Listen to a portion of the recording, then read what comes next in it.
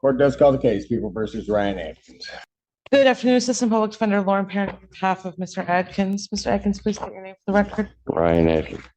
Oh, I don't have the public, I don't have the prosecutor here.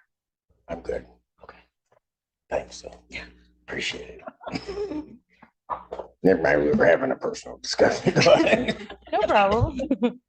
Your Honor, today is the date and time set for sentencing. We did review the pre-sentence report. We have no material additions, deletions, or edits. I would like to address the recommendation. We open with a soft ask from the defense.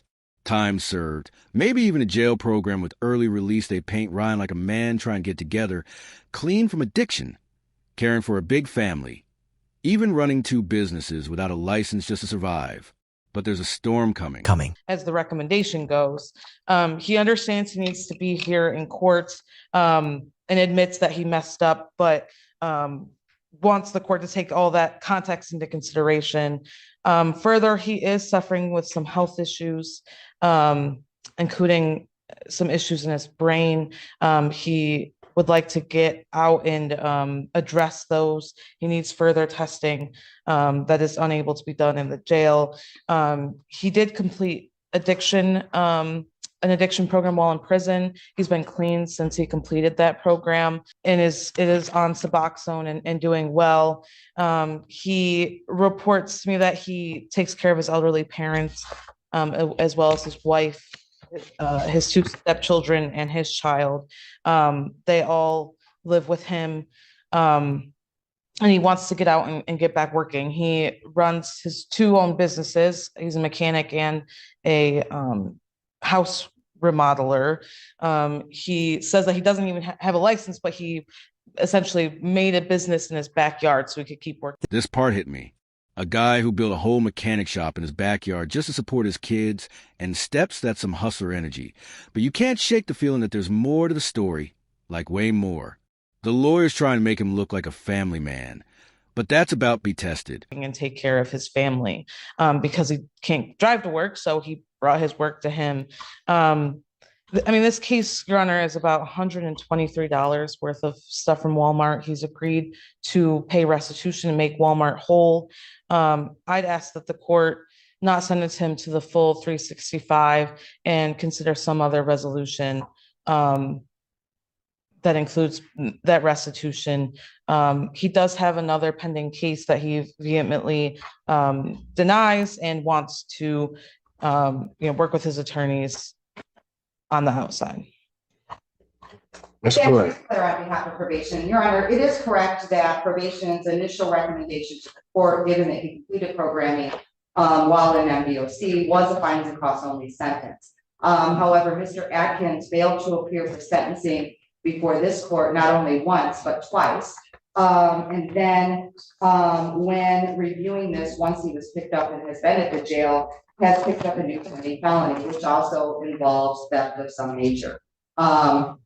He may deny that. However, his criminal history has several retail fraud offenses. So he's demonstrating to the court, one, that he doesn't comply with what the court's telling him to do. He doesn't even come here when the court asks him or orders him to do so. And does the bench warrant recall, gets reset, bench warrant recall gets reset for court, and then doesn't appear. And I believe the reason he's before the court today is because he's in custody. Boom. Here comes probation. Swinging a wrecking ball through that good guy image, not just one missed court date, either, and a fresh new felony while sitting in jail. That's not just, oops, I forgot. That's chaos. And then there's the mention of a long history of retail frauds. We're not talking about one mistake. We're talking about a pattern. Mr. Atkins, anything you want to say before I impose sentence? Sure. Yeah. I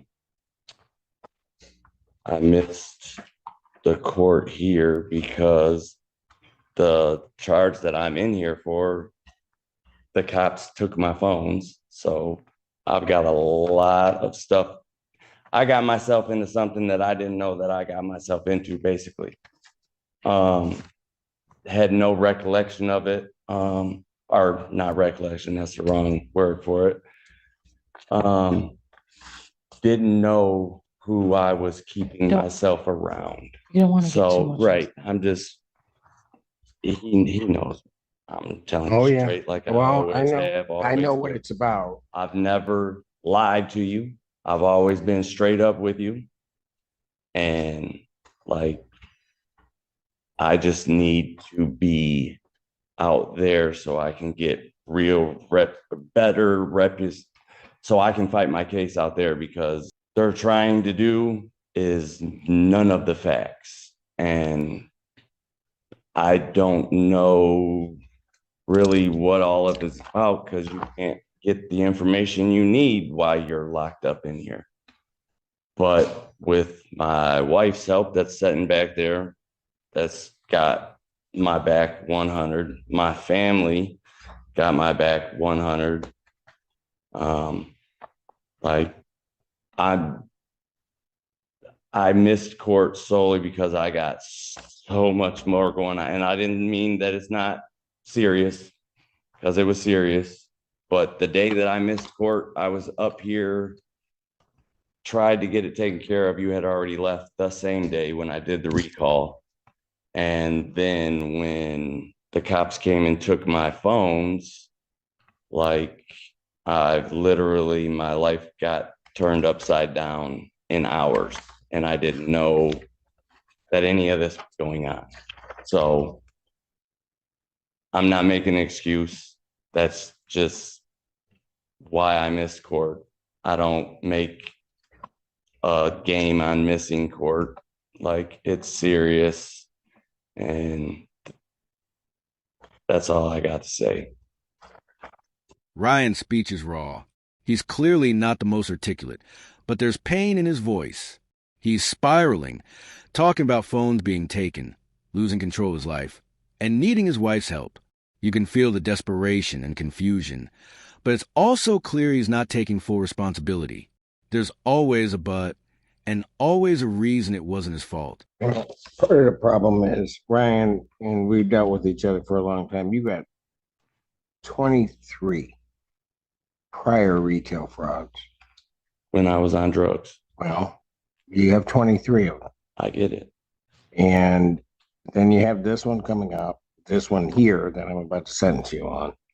And I don't mind giving a break, but then while this is pending, a whole other issue comes up regarding potentially, and I'm not presuming you're guilty of it, but a theft of machinery. I mean, basically, hold on. Because I don't want you to say anything about it because it's pending, but I'll just say this, that part of the problem with you is that it goes from, say, this one's $150 basically, up to now where there's accusations that amount to hundreds of thousands of dollars. Right?